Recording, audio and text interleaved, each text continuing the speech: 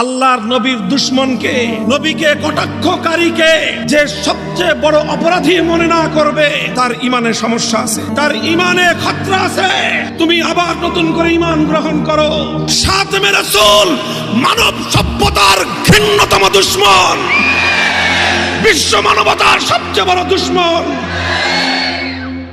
এটা আমাদের ঈমান, এটা আমাদের আকীদা। আল্লাহর নবীর দুশমনকে, নবীকে কটাক্ষকারীকে যে সবচেয়ে বড় অপরাধী মনে না করবে, তার ইমানে সমস্যা আছে।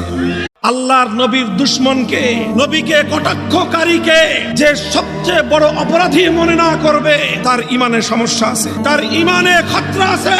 তুমি আবার নতুন করে ইমান গ্রহণ করো। খাতেমে রাসূল মানব সভ্যতার ঘৃণ্যতম দুশমন, বিশ্ব মানবতার সবচেয়ে বড় দুশমন।